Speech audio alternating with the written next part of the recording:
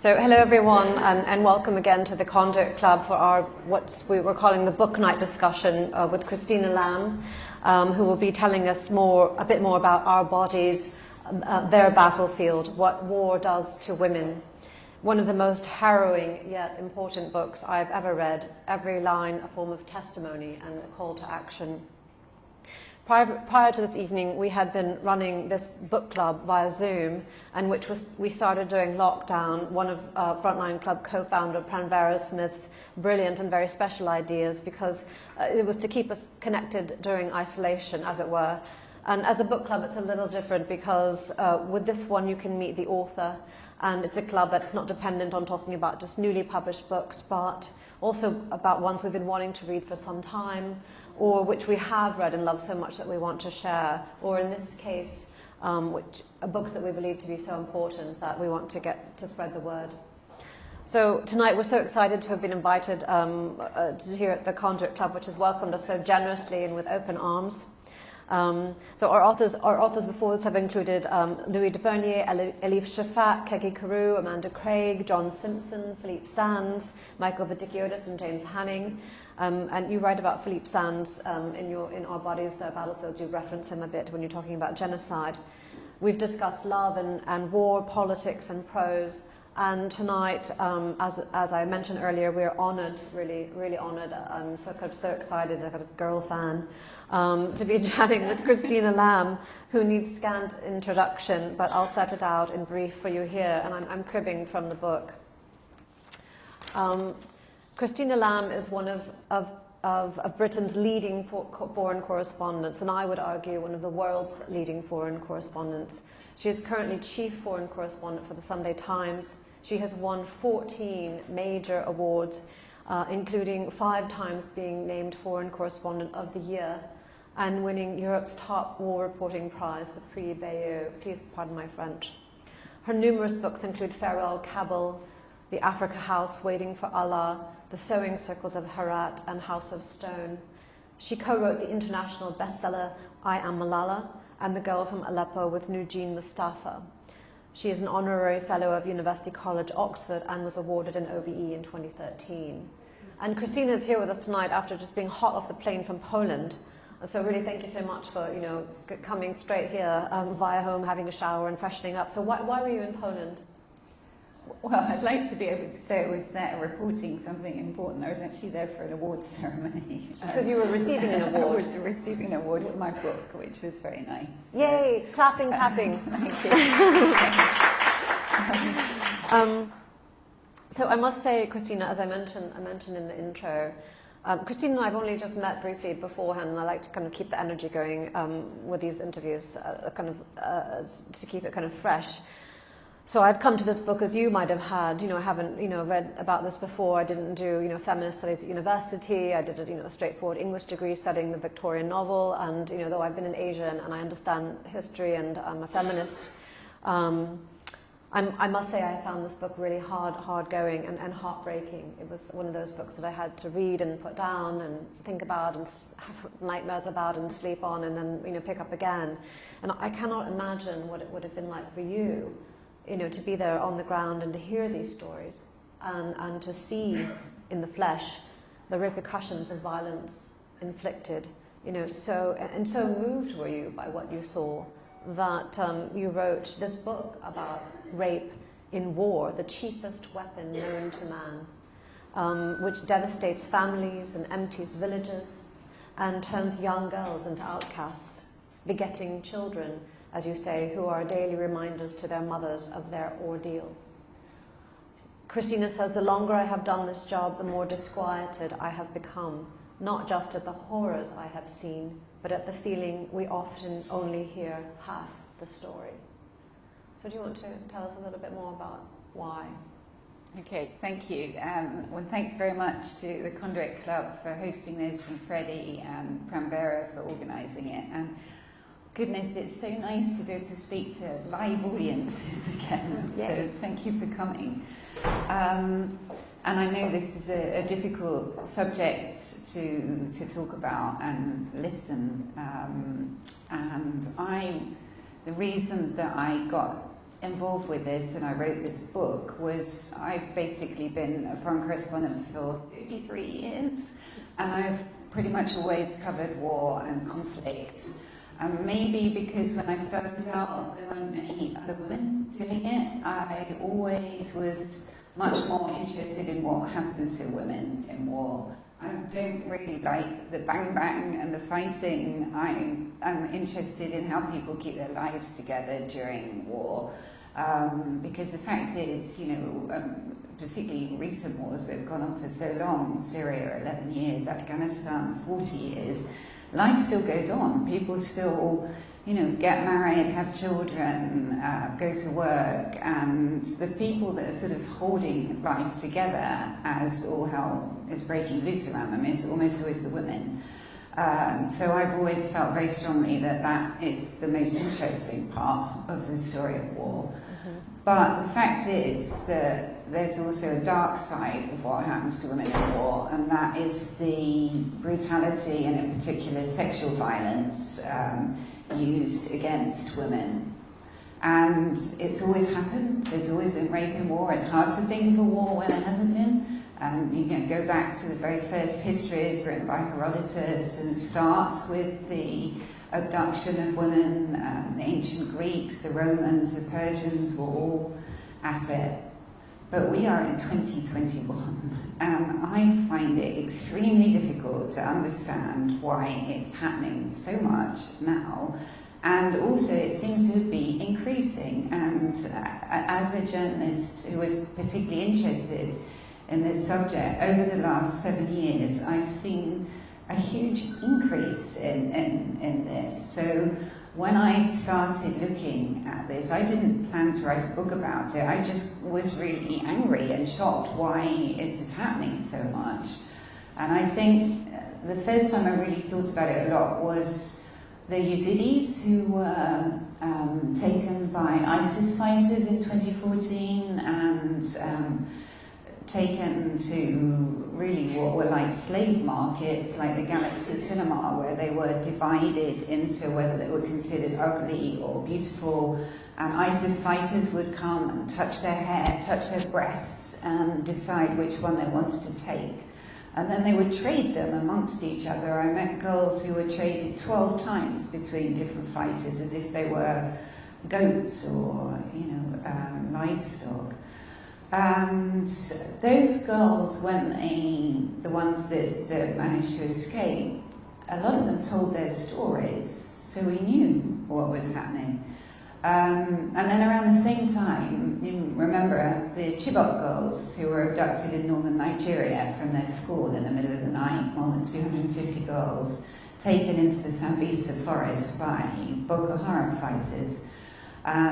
There was a huge outcry. It became the biggest story in the world for about 2 weeks, mostly because of a hashtag, Bring Back Our Girls.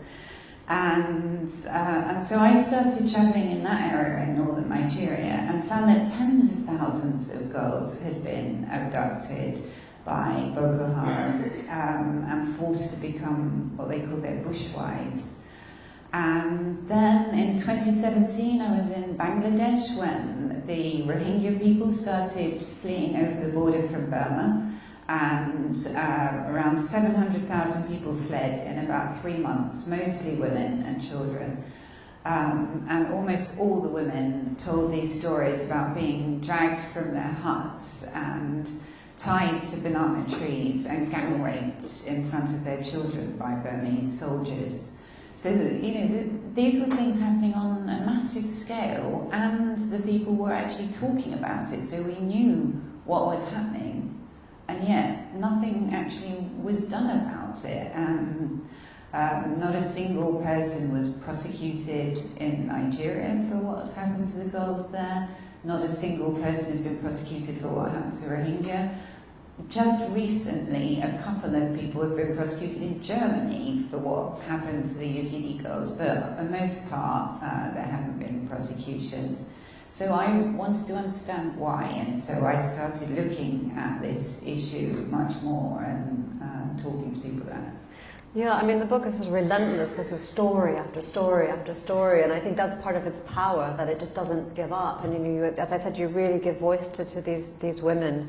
The book does. Christina doesn't hold back. It takes us on a nightmarishly vivid, fraught journey across borders, countries, across history, as you said, from the Assyrians to the Japanese to the Rwandans and others, into war-torn countries and those in its aftermath.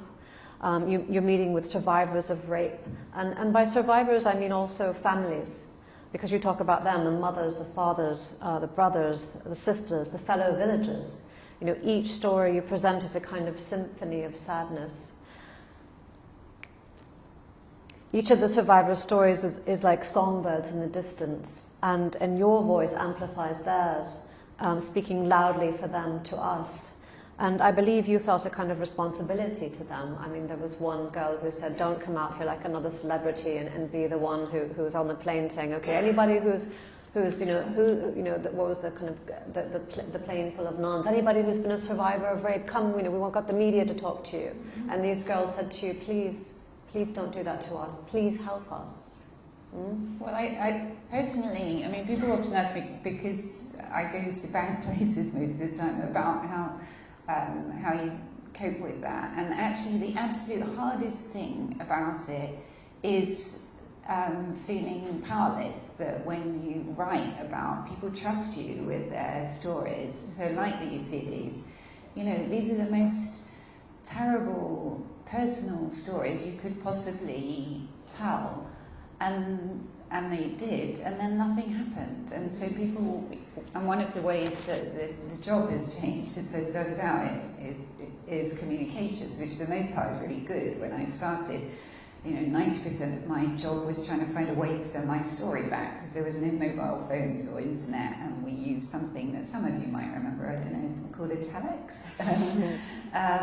But that's all changed. Now I can send a story from the top of a mountain in the Hindu Kush or in the middle of the desert, which is great. But it also means you stay in touch with the people that you interview much more. You're in touch with everyone on WhatsApp. And so, people tell you what happened to them, and then you write the story, and then afterwards, it's the most heartbreaking thing, getting a message from somebody saying, what difference did it make? And you can't say. And so that is why I tried to go and collect these stories. And as you say, I actually, rather than just focusing on a few people, which might have been a more powerful narrative, I wanted to give an idea of the scale of it. So I talked to a lot of people. And I went to 12 countries on 5 different continents, because I also wanted to make clear this isn't something that happens in faraway African villages or in a religious conflict in the Middle East. This is something being used everywhere. As we speak, in detention centres in Belarus, women are being sexually assaulted in Uyghur detention centres in China. In Ethiopia, Tigray women have been raped a lot by Ethiopian soldiers. I really could have spent the rest of my life writing this book, because it's happening on such a scale. And actually in Poland, where I spoke last night, a number of people came up to me afterwards and said, my grandmother was raped by the Germans during the Second World War, and nobody talked about it, and it was a hidden thing. It was made to feel as if this was something shameful, and it feels like almost every country I go to try and talk about this, the same thing happens, that people come forward with stories, and it just feels so awful that the women that this has happened to have been made to feel for so long that they couldn't speak about it, because they were somehow at fault, and people would see them as something shameful, when of course they did nothing wrong. It was the perpetrators who should be shamed. Yes, you do mention that several times in the book, that there's so much focus as there is in this country with rape, where it's about the victims, not about the perpetrators, and it's the perpetrators who are the ones responsible, and it's not because she wore a lacy thong that she was raped. And you also say, I'll get to this later point, that rape is not an act of sexuality, it is an act of violence. And Dr. Mukwege, from the Nobel Prize winning Dr. Mukwege, who helps these women who have been whose insides, as I might say politely, have been utterly destroyed. The intestines, damaged, their anuses damaged, their fistulas damaged. They've been sliced so that a penis can insert itself. It is an act of violence, as he says repeatedly. It is not an act. It is not a sexual act. And you say again, and it goes from, it's not just in Asia or in Africa or third world countries, as you say. The fact in this book that rape is a weapon of war since war began and spans all cultures and continents. And this book alone, you take us to Germany, Hungary, Romania, Poland, the Philippines, to Rwanda, the Congo, South Korea. And you mention also Anthony Beevor, who's given us given you a great quote for this book, and is quoted extensively, well, fairly extensively inside. And in his book Berlin, The Downfall, he writes that in many ways the fate of women and girls in Berlin is far worse than that of soldiers suffering and dying in Stalingrad. And you say here, you give, the book is full of facts as well, which add to the kind of human stories. And I remember reading once, I can't remember who it was, that men, when they report differently. Men tell stories differently. If you ask a chap, how do you get from here to the next tube station, they'll say, go 100 yards, turn left, another 50 yards, turn right. But a woman will say, when you get to Boots, turn left, and then when you see Marks and Spencer's, turn right. And women tell a story in a different way. They tell it with a different kind of nuance. But this book, because you are an award-winning foreign correspondent, you add facts and figures to this book as well as the kind of nuances of the story. You say on page 120 that rape is in Rwanda from April to July 1994 between 250,000 to 500,000 rapes, between 250 and 500 a day, where rape was not a circumstantial but an integral part of the campaign, the war campaign. And you talk about women as soft targets in conflict. This from the chapter on women who stare into space, that 1,000-yard stare of women who are, and anybody who's been brutalized, who's just detached themselves from reality, regarding the 200,000 to 400,000 people who were raped in Pakistan for the War of Independence. But yeah, getting back to the people who you spoke to, when you were traveling, did people sort of all of a sudden start reaching out to you, like members of the great and good, saying, Christina's writing this book, let me put her in touch with this person, let me put her in touch with that person, and did you start getting this great network of people together? No, it wasn't really. These are really difficult things to talk about. So, and of course, one of my biggest concerns in writing the book was of re-traumatizing people. To make people go through again the worst day of their lives is something nobody should do. So what I did was go to organisations like legal organisations or counselling organisations that were working with women survivors, and I told them what I was doing, and asked them, when you speak to women that you work with, and ask if anybody wants to tell their stories. And actually I was surprised how many people did. And they did it because they didn't want it to happen to anyone else. And it didn't really matter where I went to. Almost everybody I spoke to, the thing they said they most wanted was justice. And I think justice meant different things to different people. Some people I spoke to, I think it meant an acknowledgement of what happened to them, not actually that they wanted to face their perpetrator in court. And that's the key to, in my view, why this is happening so much. It's happening so much partly because it's very effective, unfortunately. If you want to take over an area, and the easiest way to sort of humiliate people, terrify people, force them out, is to go in and rape the women and girls. It's cheap, as you said, it's less than the price of a Kalashnikov bullet. But there's almost total impunity. There's there's almost no price to pay, because although this is an international war crime, it is the world's most neglected war crime. And even 20 years ago, every single member nation of the United Nations signed a resolution 1325, which was saying that this sexual violence in conflict is unacceptable and needs to be reduced, and every effort should be made. And linked to that, the two things are very linked, there needs to be more female participation in peacekeeping, in peacemaking, and in justice systems. 20 years on, I think the situation's worse. If you look at the International Criminal Court, 20 years, only one person has been convicted for sexual violence in conflict, at a time when, in those 20 years, hundreds of thousands of women have been raped in conflicts. This is completely unacceptable, and it's very hard to understand why, when it's on the statute book, it is a war crime. Lots of people have said this is not acceptable, and yet the resolve to actually do anything about it just doesn't seem to be there.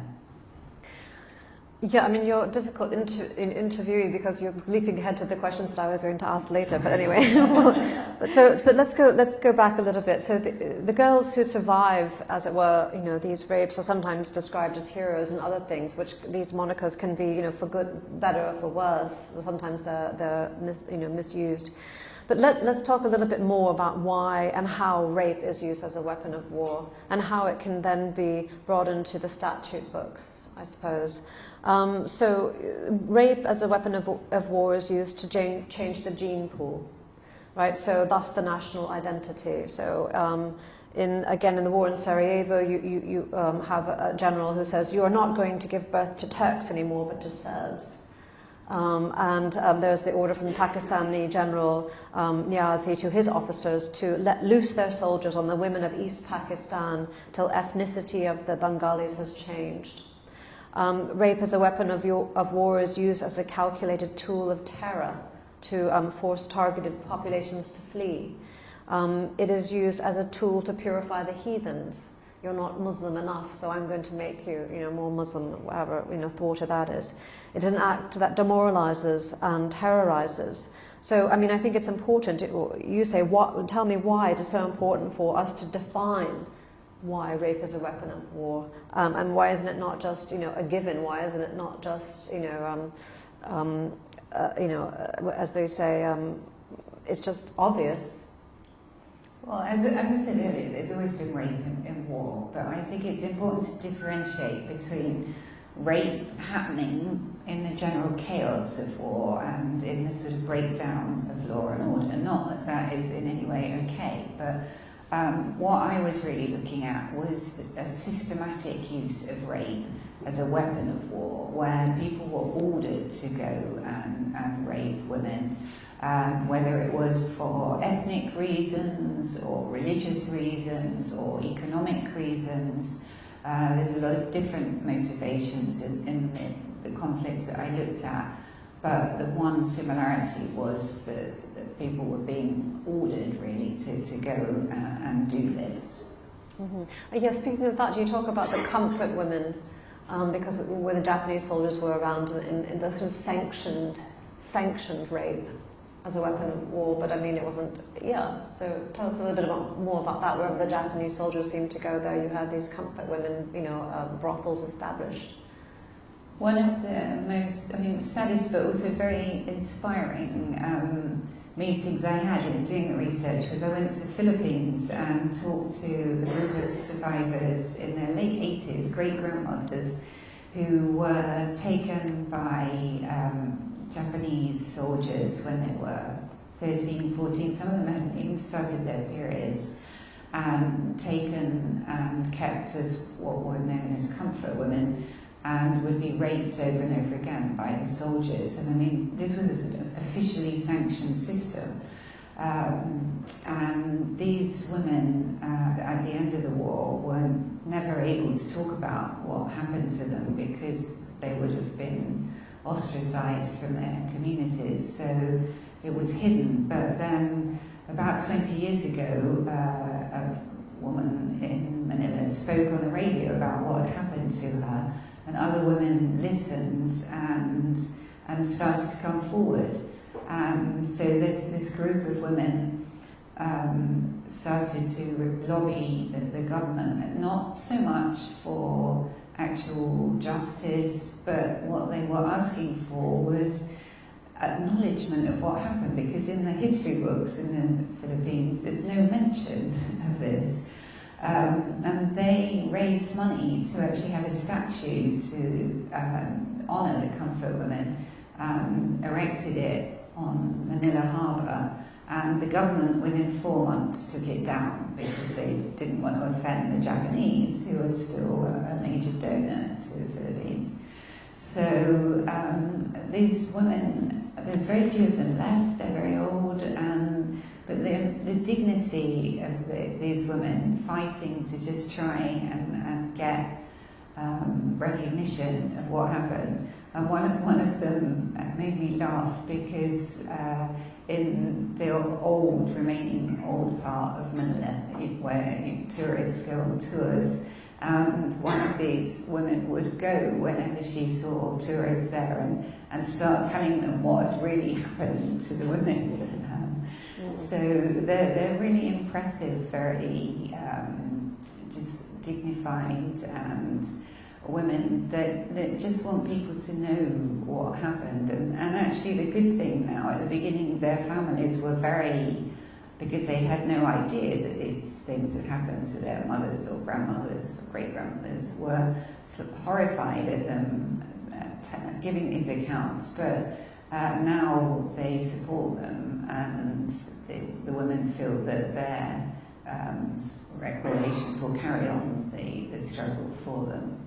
Yeah, I was interested to read about how the Philippine grandmother, her daughter, was aghast and angry with her mother for telling the story, because, you know, she said, how could you have done this, and how could you do this to us, and it's shameful. And it was the father or the grandfather who said, you know, it wasn't her fault, you must understand the nuances of it. And because it had been so secret for so long, I guess in the wider community, that, you know, it had to be explained to the children as well. And then her daughter became granddaughter became a great supporter of her grandmother's, you know, act. And what struck me so much about this book is the kind of solidarity of the women. You know, once one woman will speak out, or speaks out, has the courage to speak out, you know, the truth will set you free, kind of thing. Other women then gain the courage as well to speak out, and, you know, their voices become stronger collectively. But the most heartbreaking thing, I think, about all of this, I mean, we all know that in this country, in our countries, the rape is the one crime where the victim is often made to feel that they did something wrong. So you can imagine in some of the other societies that I've written about in the middle of conflict that is exacerbated. The most awful thing is to see these survivors who've gone through such terrible things to then be victimised all over again because they're cast out from their communities. I think Nigeria is one of the saddest cases of the girls that I met in the camps who'd been taken by Boko Haram and really gone through awful things, and then been rescued by Nigerian soldiers who had then raped them again.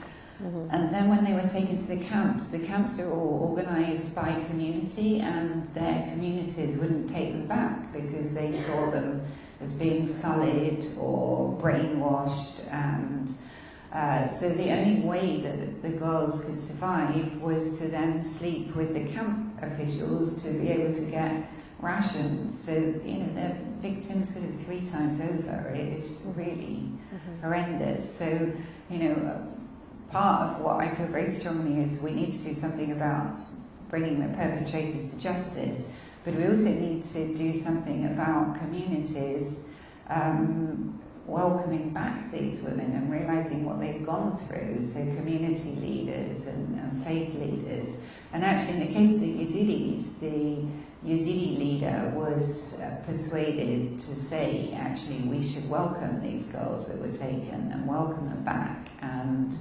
they're heroes, and to marry one of these girls is a good thing. But unfortunately, he didn't say that about the children that were born of rape, and they wouldn't take the children back. So Yazidi women who had children born with ISIS soldiers were then left with this terrible choice of either going back to their families and leaving the children, or staying with the children and not being able to go back. Yes, you talk about several times about the re-traumatization of the women, and as you mentioned there, and also the re-traumatization when they have to go before a court of law, where the judges are often men, and they're often badly educated and narrow-minded and whatever, not liberated, and they're sort of dismissed, and yet they tell their stories over and over and over and over again, and again in court even blamed that it's their fault, and it's just they can't sort of get free of what happened. They will never be free of what happened to them. They're trying to fight for justice, but they can't. It's just. I have to say, I mean, so there have been. It's not all doom and gloom. So in recent years, there have been some successes more in domestic courts in places like Colombia and Guatemala, Chad, but in pretty much every case that I found that had been successful, there had been a woman judge or a woman prosecutor.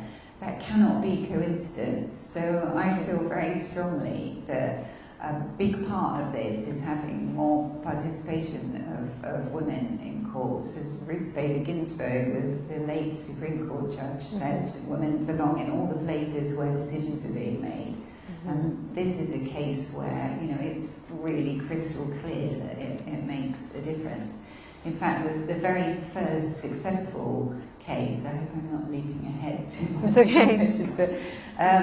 So the first time rape was successfully prosecuted as war crime was 1998 in Rwanda. A lot of people think it was Bosnia because there was so much talk about, after what happened in Bosnia, of the international tribunals of bringing people to justice, and the rape camps in Bosnia, nothing like that should ever be allowed again. But it was actually Rwanda where it was first successfully prosecuted, and it was a case of a mayor of a small town called Taba, and this mayor was a man called Jean-Paul Akayesu, and he was being tried for crimes against humanity, torture, genocide, but not rape. And one of the women that gave testimony started to say, and then I was raped, my daughter was raped, and one of the male judges, there were 3 international judges, one of the male judges literally said, moving on, we're not interested in that. Fortunately, there was also a female judge called Navi Pillay from South Africa, and she said, hang on a minute, this woman has come all the way here to give her testimony, and the least we can do is listen to her story. So she asked, tell us about the rapes. And so the woman said, well, loads of people were being raped at the town hall. And so started giving more detail, and in the end they actually stopped the trial and reframed the charges to include rape, because they realised that so many people had been raped. And 5 incredibly brave Rwandan women literally risked their lives to go and give testimony, and as a result Jean-Paul Akayesu was convicted of 15 different crimes against humanity, but one of them was rape, and he was given a life sentence, and that was in 98. Yeah, this was a fascinating chapter, the Rwanda chapter, about this kind of they were so focused on the trying to prove that genocide based on killings, which had never been done before. They kind of had their blinkers on going down that track, and it was because of Pillay. They were afraid that adding rape to the charge sheet would make this, genocide based on killings more complicated and risky, and they were just so determined. And so there wasn't a single charge of rape among the 37 indictments of the ICTR, right? But again, this woman, Pile, she was sort of determined, and wasn't she a young judge as well? Am I getting it mixed up? Or there was a young prosecutor who was so young. in. I mean, she'd been very involved in the fight against apartheid. South Africa and dismantling the apartheid laws. So yeah, so and then there was eventually this 1998 landmark ruling of the tribunal announcing that rape and sexual violence constitute genocide in the same way as any other act, as long as they were committed with a specific intent to destroy in whole or in part a particular group targeted as such. And you say in here, quoting someone, that it is a ruling as significant as Brown v. Board of Education in the USA. And again, you say that you again go on about the need for more women involved, and even you say in Israeli forces, because there are more women in the military, their incidences of rape is sort of nil, or very very negligible. And then Nick Carter. I think it makes a difference. I mean, you look at peacekeepers, less than 5% of peacekeepers are female. If you look at the International Court of Justice in the last 20 years, I think there's been about 1,600 judges, of which 4 have been female. I mean, the numbers are just ridiculous. Peace processes, it's not a single peace process in the world that is headed by a woman at the moment. Most peace processes have hardly any women involved, some have none, and yet academic study after academic study show that if you have women involved in peace processes, then they're much more likely to last. In this country, we'll maybe just touch on this quickly, there was the establishment of the Prevention of Sexual Violence and Conflict at the Foreign Office in 2012. This is when William Hague was with Angelina Jolie looking, kind of besotted. But its budget has been cut from 15 million in 2014 to 2 million in 2019. 2 million is just enough to put on a kind of a conference, right? And that's the budget they have now. But I wanted to talk briefly, because I want to open the questions to the audience as well, but just quickly. So much of the book focuses on the horrific acts of violence committed by men against women and against men too, because men are also victims of war, and children and babies. But what I'd like to turn to now, before we open to the audience for questions, is the story of the beekeeper of Aleppo, and of the heroic Nobel Prize winning Dr. Mukwege and the City of Joy. I would urge anybody who hasn't seen it to watch this very moving documentary film about Mukwege, City of Joy, and what he's done. He's a gynecologist, correct? And he has helped so many women, young children, girls, not just by operating on them to repair the damage done, some of it irreparable, but also by helping to establish a kind of centre to help women heal themselves emotionally and find value in themselves. Amazing man. I think it's the most amazing man I've ever met. I mean, there are quite a few heroes in my book, of which actually quite a few male.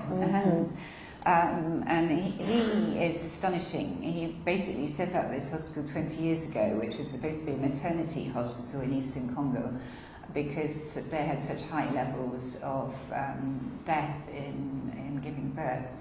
And then the first few people that came to be patients had been raped, but actually they'd not just been raped, their vaginas had been set on fire. And he was just astonished. He couldn't believe that somebody would do something like this. So he thought it was a sort of one-off thing, but then more and more women started coming. And his hospital, Pansy Hospital, has now treated 55,000 women and girls who've been raped. And as Kelly said, I mean, it's a really interesting model. It's a holistic model, because he started off treating people for the physical damage, and the physical damage was often enormous. I met one woman, Jane, who'd had 13 different operations and was still incontinent. But he then realised that actually just healing the physical wounds was only the start of things, that people were so emotionally traumatized. So he started also providing psychological support, but then he realized that this whole problem of women not being accepted back by their communities meant that often they had no way of living afterwards. So he then started giving small loans, training people with different skills, teaching reading and writing if they were literate, and then on top of that he then realised that this whole, was never going to change until you start making the perpetrators pay, and so encouraging women to seek justice. So his hospital actually now has a legal office as well. It's a really amazing place, and this man is not popular in the Democratic Republic of Congo for what he does, because a lot of the perpetrators are people running the country, and so he actually lives almost a prisoner in the hospital because he has had so many death threats, so he lives under guard on the hospital grounds. Really phenomenal man. I would say one of the best things about my job is that I just get to meet amazing people in different places, whether it's him or Malala, or Najim, this Syrian refugee who I wrote about. And it's one of those people that just spending a few hours with sort of makes you feel better about life. Mm-hmm.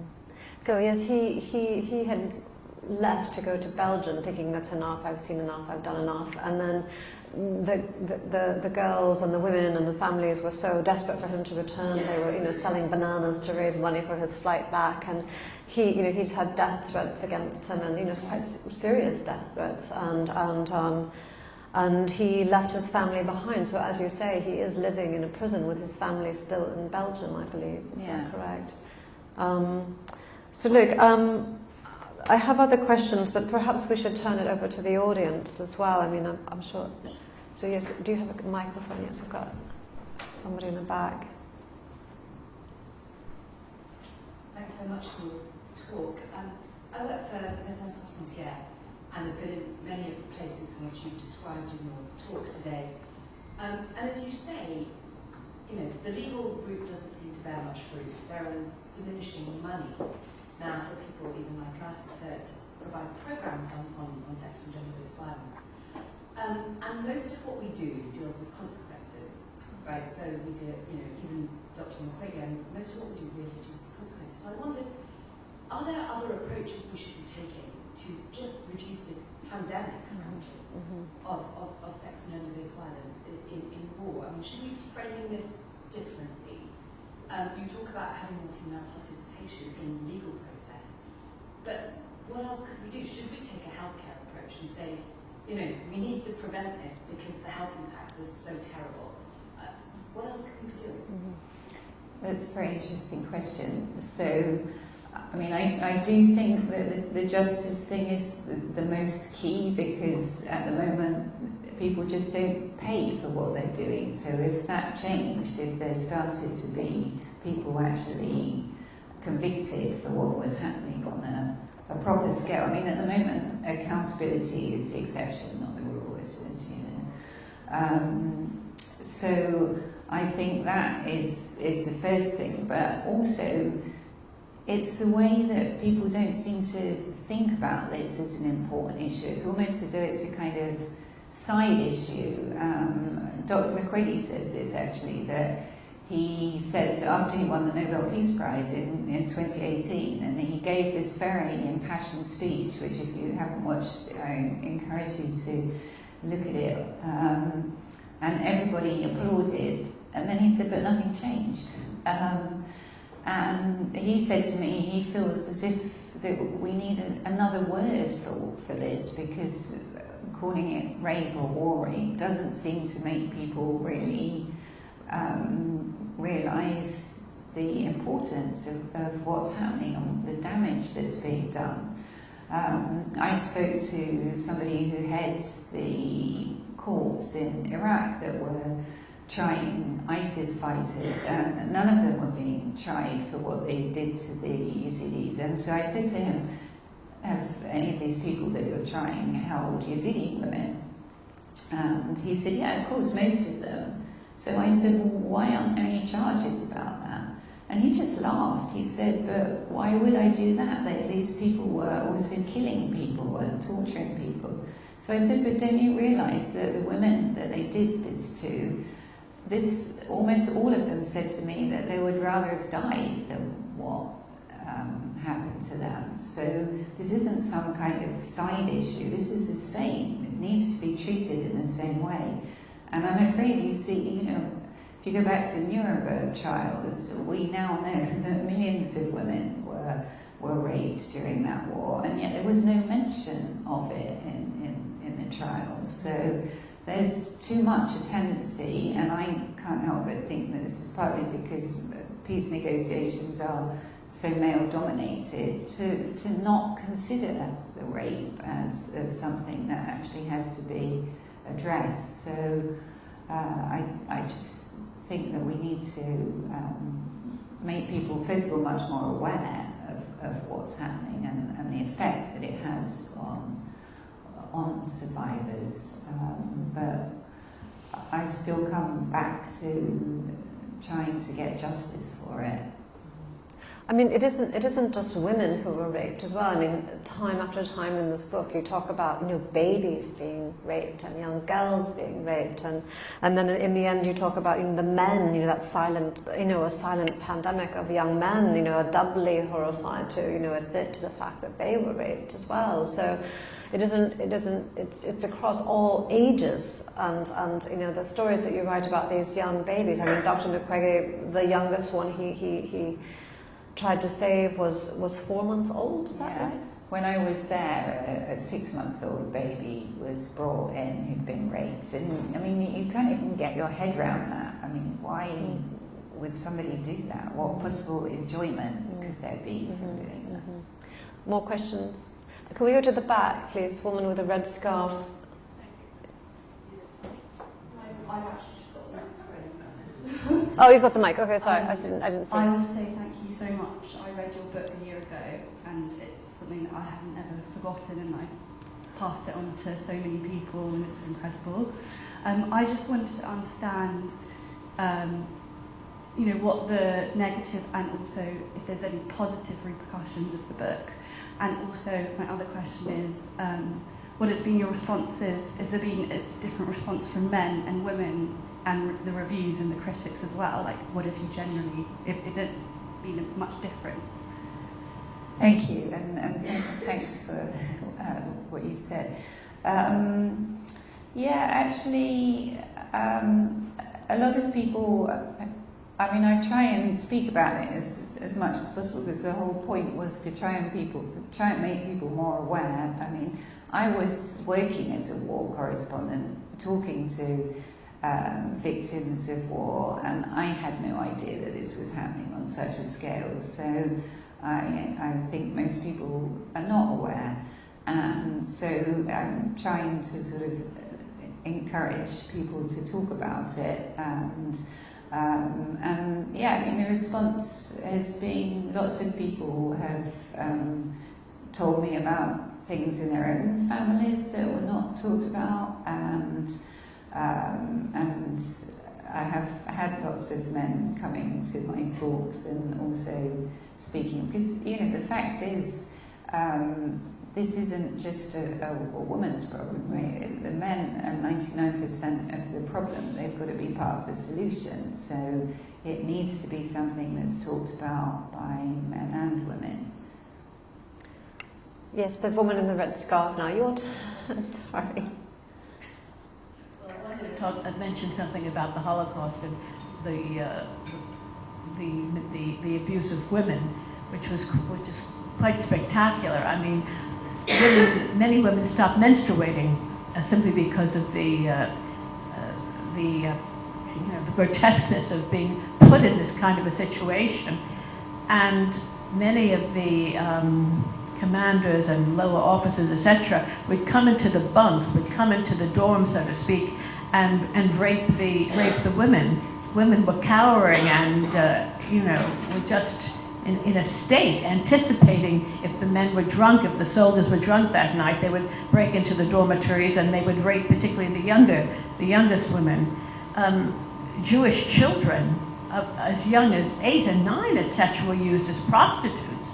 I mean, this is really calamitous. As a matter of fact, it's so calamitous that there's a film which features Goebbels' secretary. I think it's I'm not sure. Trunge, could be Trunge, I'm not sure. And she actually came out in the film and said, "We object to the violence toward women." She made this pronouncement: "We, as women of the Gestapo, object to the violence toward women." And I thought, as much as I hate her guts, I have to applaud that, because the violence toward women is quite significant, even within a war scenario. Secondly, rape.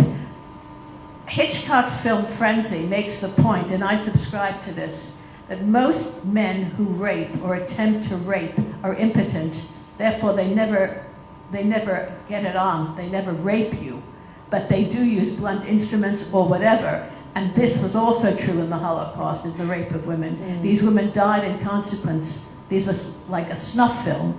They were entered with a blunt instrument or whatever and bled to death, etc. I'm sorry, can I just interrupt? Thank you so much for your, Christina does address this fact about, gang rape and how it isn't necessarily, again, it's an act of violence. It's not just the sexual organ, but also it's the other tools used.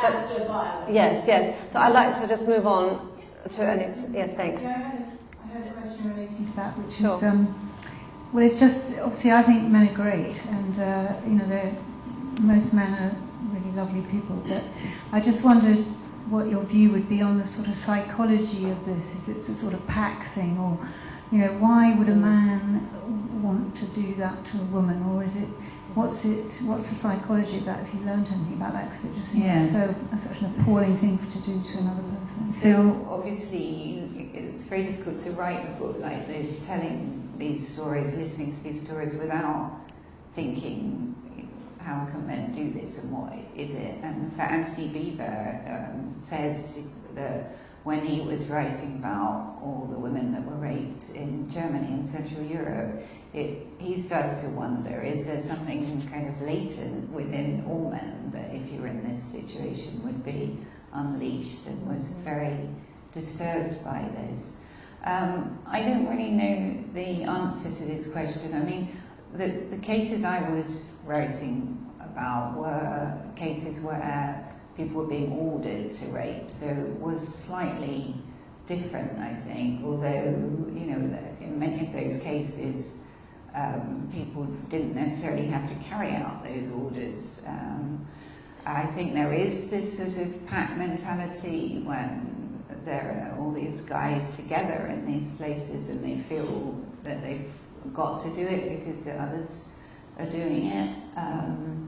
But I think that really that's subject for a whole other book about perpetrators, which maybe needs to be written by a man. I tried to interview a few perpetrators, and my book really was focused on what happens to women in war, but I went to interview some perpetrators actually ISIS fighters in northern Iraq. And frankly, it wasn't very successful. They basically said, oh, well, we didn't, I knew that they'd all held Yazidi girls, but they said to me, oh no, we didn't do it, and our cousins did it, so it didn't really elicit very much use. But I really think I would like somebody to do research on this, because I think it's a really important subject. Why are we only have just curious questions from this side of the room? That's fine. Hi, thank you so much for an interesting talk. I haven't read your book. It's in my bag. I shall be reading it with great interest. Two things that you said touched a chord with me. I'm an Iranian human rights defender. Because I haven't read your book, I don't know if there are any stories from Iran in your book. The two things that touched me, one was the systematic nature that you're interested in, and then the other was different interpretations of justice. In Iran, systematically, women prisoners get raped in the mass executions of 1980s, they were raped if they were identified as virgins before they were executed. So even in the afterlife, they wouldn't go to heaven and they would go to hell. And that in 2009, the Green Movement, when the protesters were arrested, we have documented evidence of rape of women and men who were arrested. And since 2009, systematically, as they're arresting protesters, they are being sexually harassed or raped in prison, men and women. And our Me Too movement in Iran, we have a case going in court at the moment of a man who, very much like Harvey Weinstein, throughout years had been raping and sexually harassing women. And because punishment for rape in Iran is death, a lot of women in our sort of community, when we were discussing it, they wanted to bring the case, but they didn't want him to be executed. So the question of justice for them was accountability, was having his name out, and for bringing as many people together who could then become a group and say, yes, he did this, so he wouldn't be in this position of power. But then it sort of took a life of its own, and the case is now being prosecuted today. I mean, it's happening as we speak. So the systematic nature of what's happening in the prisons and in detention centres, and the mentality of how women in Iran are, it's basically, this is a man's ownership over women's bodies in Iran. It's legal, it's very sort of legally discriminating against. So basically my question is there any story on Iran? Is that a country? Because it's not a war situation, but it's what the government is doing to its own people. Is that something that would be of interest? And then the kind of the justice aspect of it. So I don't write about Iran in the book. I'm focused on these 12 different countries, and as I said, I kept kind of coming across more and more places thinking, oh God, I should go there. I would just never stop. But that's fascinating what you're saying. I'd love to talk to you more about it. I think we're running out of time. How much time do we have? 5 minutes. Okay, let's have a couple more questions. Hi. I think Kelly mentioned it about the British government budget towards violence against women and girls. And I believe she said it was cut, but stand me corrected, I think it was the most recent budget, it was brought back to the 20 million. And obviously we have new Foreign Secretary Liz Truss. And my question to you would be, is that 20 million sufficient? And what's your feeling been towards the government with their response to violence against women and girls in conflict zones, and have you had much engagement with that? So, as you said, so just this week, Liz Truss has announced this global campaign against sexual violence in conflict, which of course I was very happy to see, and I hope that it is not just an announcement, as some of things of this government are, but that it is actually going to be a proper campaign, and that the funding has been increased, which is great, because frankly, I mean, the last 4 or 5 foreign secretaries have clearly not seen this as a priority, and reduced the funding, and it came down to being, I think, just kind of 2 people working on this that were also working on COVID. So it's very good to see that she has said that she's going to take a lead, and she says that she wants this to be seen as something like chemical weapons, that there would be a red line against it. Not that we've had great experience in imposing red lines in recent history, but anyway. So I'm hopeful. I mean, it's great just this week that she's announced it, so I don't really know yet what exactly it's going to involve, but it was really good to see that, because I mean, justice doesn't happen by accident, and I really don't think that without some international heft behind this, that things are really going to change, and it needs somebody to really take hold of this. I was hopeful when Joe Biden won the election and Kamala Harris as his vice president, because she had made in California a big thing about getting justice for sexual violence, and so I was hoping that they might kind of take this on, but I think they've got very involved with other issues. So we'll have one more question, and then I'm very conscious of the fact that there are books to be signed afterwards, and I want you all to have your moment in the sun with Christina. So we'll have one more question, then we'll close. I read your haunting book about a year ago, and you're very clear that it's systemic violence. But I want to pick up the preventive question again, because the most powerful image that stayed in my mind was about young babies being raped, which is in the realm of the extraordinary. And how far is this almost young boys, young soldiers, one can't just say it's ignorance, but how far is education, training, self-awareness is the other side of the whole legal process? I think that's really important. I spent a lot of time, as some of you may know, in Afghanistan, which is kind of my passion, and very traumatic what's happened there recently. And I just think that's a very good example of how not to deal with women's rights, because after the Taliban fell in 2001, lots of aid agencies and international consultants landed in Afghanistan and started giving classes to women about gender rights and how they needed to fight for their rights. Nobody spoke to the men. And it's absolutely pointless trying to deal with any of these issues if you don't also address the male mindset. And as I said, that if men are 99% of the problem, they need to be part of the solution. So obviously, making men more aware of what's happening and why this isn't acceptable, and education is absolutely key. And I think that there are parallels here with the situation of rape in this country. We all know that the figures here are horrendous. I think 1 in 60 last year of rape accusations actually led to a charge. And so if that's happening in this country, then you can imagine in places where people don't have access to lawyers and media and where the perpetrators might actually be running the country. But we also know here that things won't change unless